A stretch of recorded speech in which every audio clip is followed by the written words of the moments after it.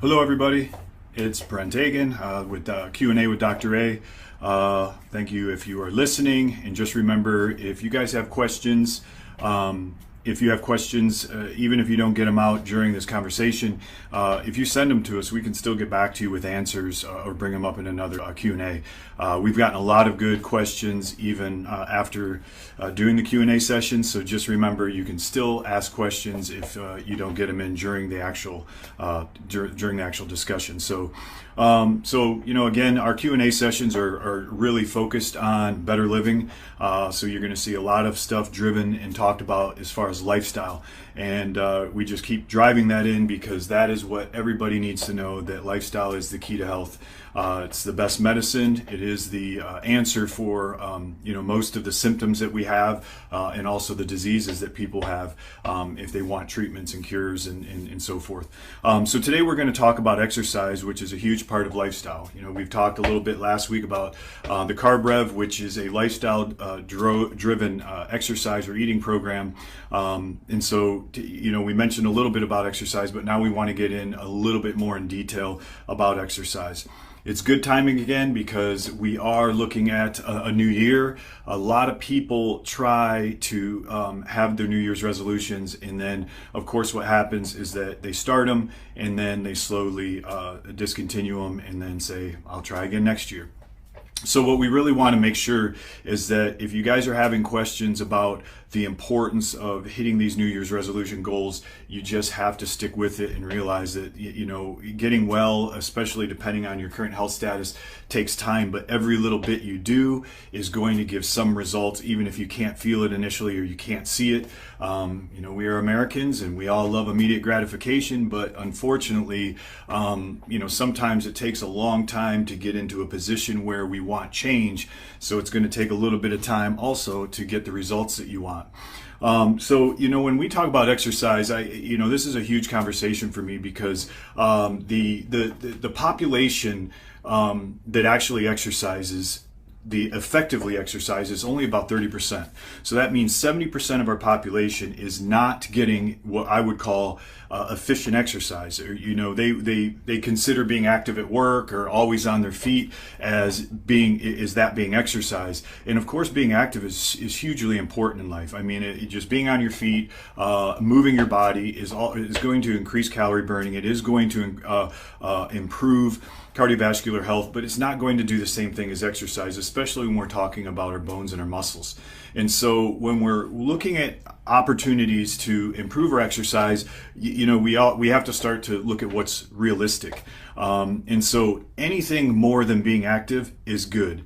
And so depending on where you are with your health status, you have to look at exercise as a progression or a progress that you're going to take on. And it's going to take time to get to where your body regularly is going to accept the exercise without getting sore from lactic acid buildup or getting tired, just not being able to manage. And also incorporating that with your nutrition, because you are what you eat. And if you're not putting in the right nutrition, you're not going to have the energy to exercise. So depending on where you are, just remember, don't go too crazy, don't go too aggressively and just fly out on a New Year's resolution and just start killing it at the gym. If you don't know what you're doing, watch classes. There's so many people out there that are providing videos of exercises and can show you different exercise routines, or get a personal trainer. Personal trainers are amazing. They're trained in showing you how to exercise, but most importantly, form, because you don't want to get injured. So when you're looking for exercise, again, it's an essential part of lifestyle. You have your sleep, you have your diet, but you need the exercise. So just start looking at some form of getting yourself doing something that you weren't doing before. So just remember, being active is great, but when you start looking at exercise, you're looking at resistance training, which is anaerobic exercise, and then cardiovascular, which is aerobic exercise. Both of them are very important to have in combination in your exercise routine. So you can't really have one without the other if you're trying to get to a spot, whether it's weight loss or just overall general health. So you just have to think about that. Aerobic is going to be, doing exercises without weights. That's going to be rowing, cycling, running, walking, speed walking, pool exercises, jumping jacks, jump rope. a lot of things that you can do to get your heart rate up and to really work your heart and your lungs, and very important. Now then you have resistance training, which is pulling your own weight or pushing weights, and that is important because our joints need it, our bones need it, and our bodies need it. So when you just understand the importance of exercise, you got to know exactly what's happening in our bodies and why exercise is important. So a lot of you might know, when we start exercising, or as we start, hold on a second. As we start aging, after about the age of 30 to 35, we start having changes in our body. That's why people are always worried about hitting 40. At age 40, I've been through it too. It's just bizarre that the body does start to break down the way it does. I ruptured my Achilles tendon when I was 39 and a half playing soccer. Just coincidental, I guess, but it was frustrating. But that is what happens in the age of 40 to 50. We age in that decade, that 10 years of our lives, more than any other 10 years as we age. So that decade, 40 to 50, is the most important aging time for people to make sure they're paying attention to their health. And exercise is a huge part of that, because that is when your hormones start to decline. That is when your bones stop forming density, and the only way you're going to strengthen bones after that is trying to keep reabsorption of bone from or minimizing that, and that's going to be through the activities that we're talking about. But you can see, as you start hitting 35 to 40, things change, and you can't just expect your body to function the same way. So if you don't want to be injured, you don't want to have osteoporosis or osteopenia, or thinning of the bones when you get older, which puts you at risk of fractures and other potential health risks, you need to have exercise in it. And so that's one. So, exercise naturally help us with our body fat and our lean muscle mass. It helps with strengthening our bones, not necessarily from the inside, but recruiting bone formation on the exterior just through resistance training. And so you also have to realize the importance of exercise on neurotransmitter formation, bowel regularity, brain health. I think you guys remembered that when I talked about the importance of the proteins in our brain, exercise, after you get around that 40 to 50 years of age, exercise is the number one way for us to improve brain-derived neurotrophic factor to keep our brains healthy. It's just that important. In today's crisis with mental illness, exercise can be a huge release for people to put on their AirPods or their headphones and get out, listen to music, get time for you to think, process. You release natural endorphins that make you happy and can improve your mood. And so there's a lot of different benefits that you can find with it. And once you get started with it, exercise can become fun. And then it really becomes fun when you start hitting your targets and your goals. And so a little bit of information specifically on exercise. So when you're trying to kind of see how you can judge if your exercise is effective as you need to be, again, so there are a lot of beginner stuff that you can learn, and we'll talk about some of it. But if you're really struggling and really haven't put any time into exercise, get a personal trainer, learn your exercise routines, learn your form, and then be able to take that on and do it yourself at a later time. But it's just really important to know what you're doing. So part of what you're looking at with your exercise is looking at heart rate variability. And so that's one of the things that you can find with people that come in, and they come in, they have the story of how hard they're working out and they're just not getting results.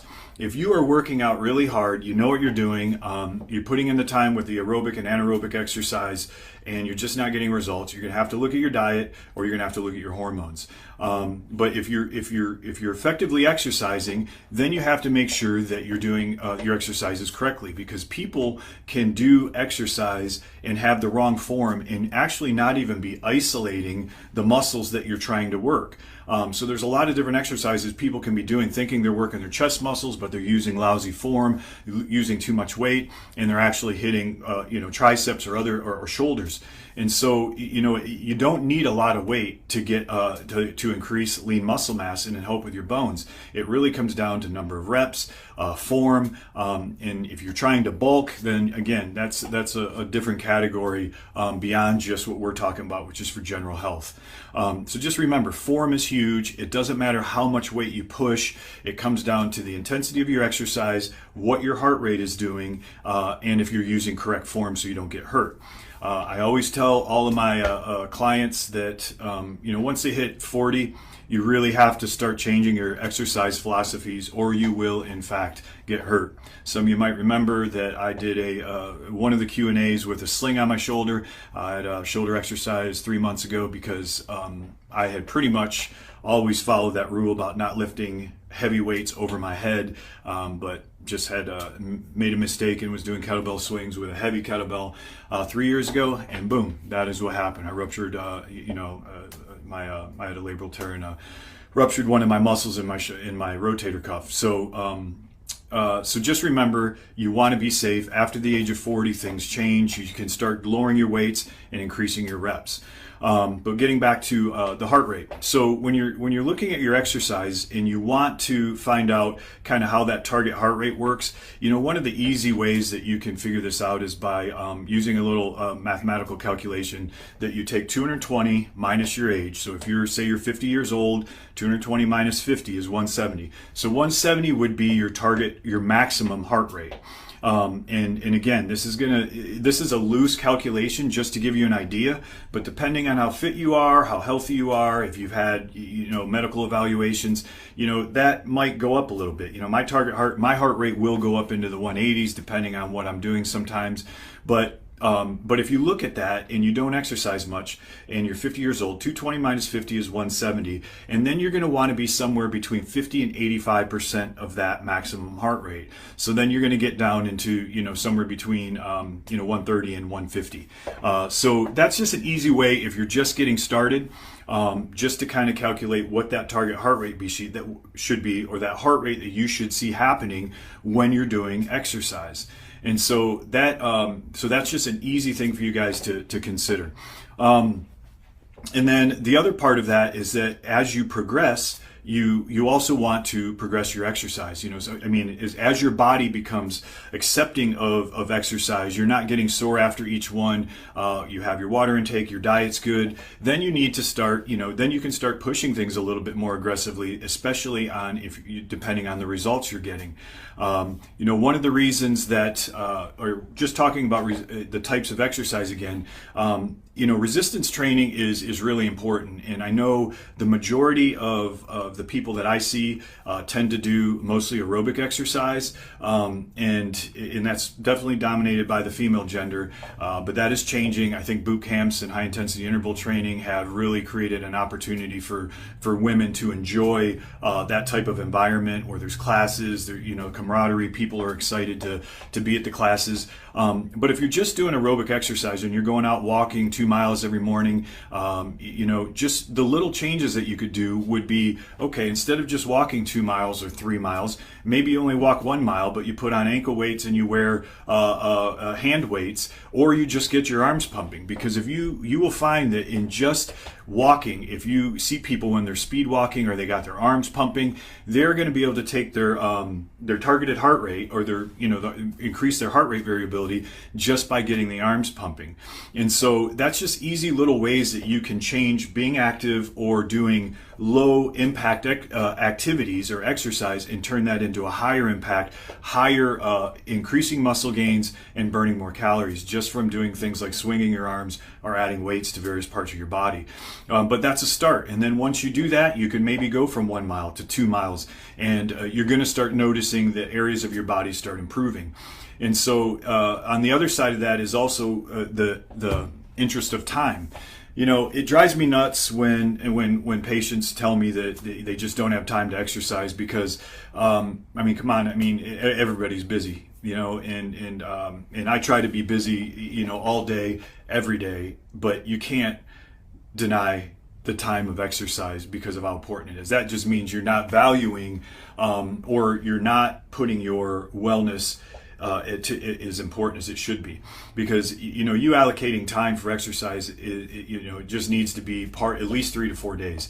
And when you look at some of the institutes that talk about how much exercise you should target, some of them say 150 minutes of aerobic exercise, or 75 minutes of intense aerobic exercise, and then 2 days of resistance training. You can kind of look at it in different ways, but I say you pretty much have to get yourself into the idea that you need 3 to 4 days of exercise. If you did 3 days of resistance training and 1 to 2 of aerobic only, that's great. But another option, if you really don't believe you have time, is to do high intensity interval training. High intensity interval training is so simple because it's really just burnout sets. It's just picking 4 or 5 exercises and taking short little breaks instead of long breaks in the gym, and adding in one of the routine or the exercises that you do be some form of aerobic exercise. So you're getting aerobic exercise just because you're doing one exercise in that capacity, whether it's jump rope, a short sprint, a rower, or jump ropes. So many different things you can do. But then you're also doing the rest of your exercises in circuits with minimal resting, which keeps that heart rate up. So you're getting your resistance training and your aerobic exercise, or anaerobic and aerobic exercise, in the same routine. And because of the intensity of it, you only have to do this for somewhere between 20 to 40 minutes. Sometimes people will even do one that's 15 minutes because it's so intense. But there's plenty of research to show that you can burn and continue to burn calories longer after that type of exercise than you can do by taking slow reps, lots of breaks, and expanding your exercise out to an hour to 2 hours. So if time's an issue, join a boot camp, get a trainer to put you through high intensity interval training, get a video that you can do it from home with just some resistance bands and some light weights, and you can get your exercise in 30 to 40 minutes a day and do that 3 days a week, and you're still going to see gains with that.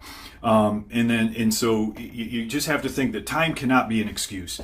If you're trying to maximize your vitality and you're really trying to be the best version of yourself, then you have to incorporate exercise. You're never going to reach the point where you can be happy with it, but it isn't going to be your maximum potential. And so again, don't let time be a factor. Figure out how you can get your routines in. It doesn't matter if you work out in the morning, lunch, or after work. You just have to get it in.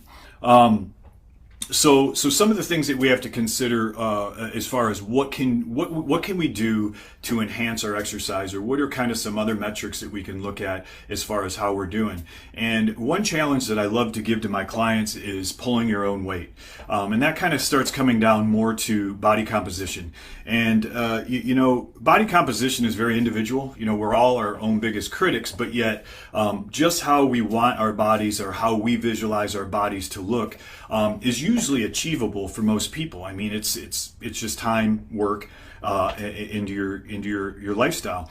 But when you're looking at body composition, people a lot of times still look at the body mass index, which, if you're exercising or you have a decent amount of muscle mass, you're not going to be able to use BMI, because that puts very fit, muscular people into being obese. But a better way to look at it is just looking at muscle to body fat ratio, because that's really what's important. The more muscle mass you have, the more calories you burn. The less fat, the less fat you have, the less health risk you have.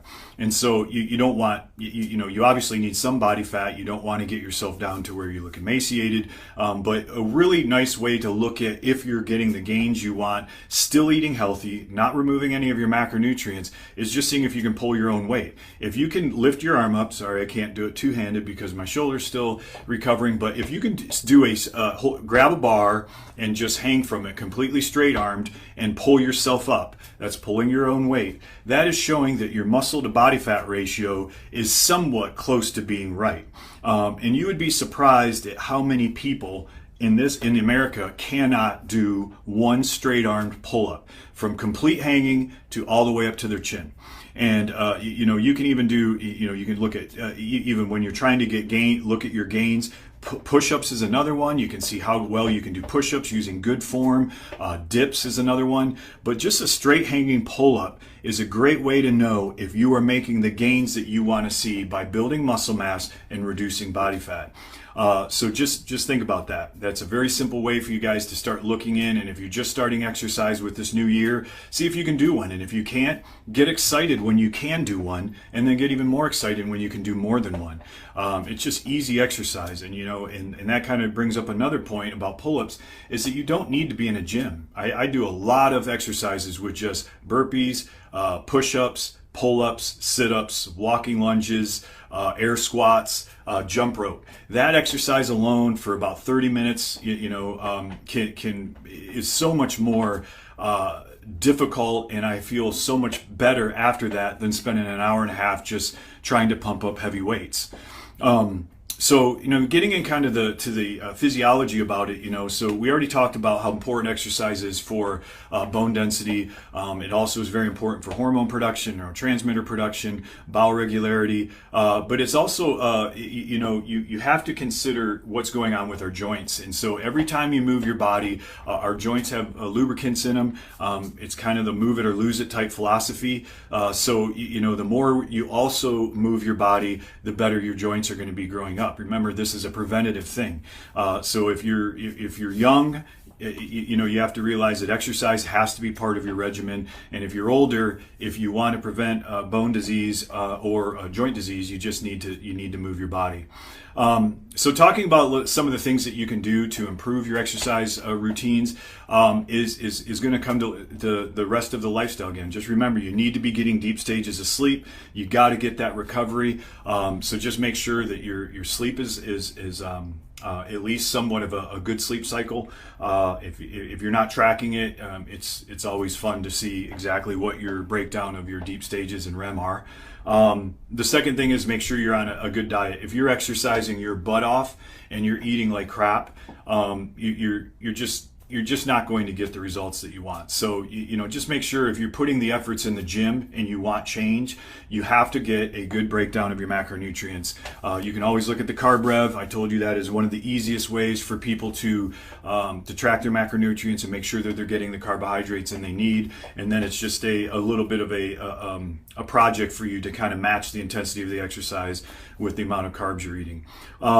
The other part is supplements. So, creatine has been well established for gaining muscle. You just don't want to abuse it. So just follow the directions. Usually it's a 5-gram load or 5,000 milligram load and about 2,500 milligrams a day. That is a proven, supplement that has been shown to improve muscle mass. Some of the things that we utilize in our office medically and through Telewellness MD are going to be some of the growth hormone peptides. Growth hormone, if you look up all the benefits of growth hormone, you're going to see increase in lean muscle mass, decrease in body fat, improvement in your circadian rhythm or your sleep cycle, improvement in bone density, because they actually show that growth hormone can help with reducing bone resorption or improve bone remodeling. And then also reducing inflammation. So some of the peptides like CJC ipamorelin, sermorelin, ipamorelin, even ibutamoren, which is an oral version, all of these things are going to work well if you are eating well, if you are sleeping well, and if you're working out hard, if you're really looking to get some extra gains. We always tell with peptides, you want to be on them for at least 3 months because it takes a little bit of time just to get your body levels to where you want them to be. But doing 3-month cycles of really good, intense exercise is great. And then you can always take a little bit of time off of those, depending on if it's a financial resource issue or you just want to kind of continue to do cycles, what a lot of people like to do. But those are very safe and very effective ways to get some of the benefits or get the body some of these extra benefits of improving your performance and the results that you're looking for. Some other things that you can consider are some like BCAAs. There's also injectable BCAAs, some other amino acid combinations that you can get, methylcobalamin.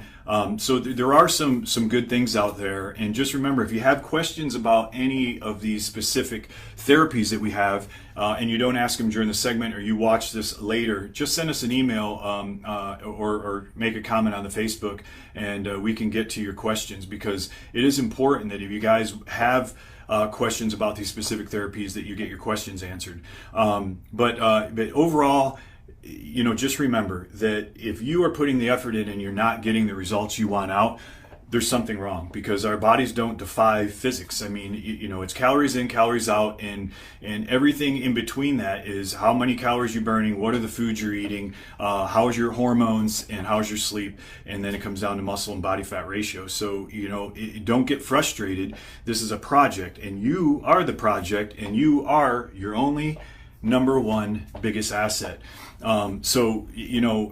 For me, I really push hard on people, and it's not trying to tell people not to be overweight. To me, it's pride. I mean, there is only one thing in this world that you get a chance to control where nobody else can influence it. And so when people are walking around, you're a walking, example of your disciplines. And so, to me, people buy a Ferrari and they're 350 pounds. It makes no sense to me. You take better care of your car than your body. You put more money into your car than your body. And this goes, there's so many different materialistic things that people spend so much money on, but then walk around and don't feel inclined to put the same efforts into themselves. Because just remember, this isn't just the outward expression of who you are. This is associated with everything that you do. So it's not just how you look. It's what your energy is, how you respond to people, your relationships, your mood, your future health, preventing disease. It's definitely a cost savings. It's been proven that this is actually a way to save money, is by being healthy. So just think about that as we let you go till next week. Is you are the only thing that you can control. You can't control them. You can't control your kids. You can't control your parents. You can't control your friends. Obviously, we can't control anything in the world because it's very odd right now, but you can't control yourself. So, this is a time for you really to look in the mirror and say, I want to look different, I want to look better, I want to be better, and I want to feel better, and take responsibility for it. Just remember, if you have questions, please let us know. If you have any topics that you want to discuss, please send them in. This is a discussion. I don't have cue cards or anything. This is just me talking off the top of my head. So again, if there's some things that might have come out and anyone finds or disagrees with, please just let me know. But this is just information I want to pass on through my 20 years of experience. So again, please send some questions in, and otherwise we will see you next week with Dr.A. Q&A with Dr.A. Thank you. Bye-bye.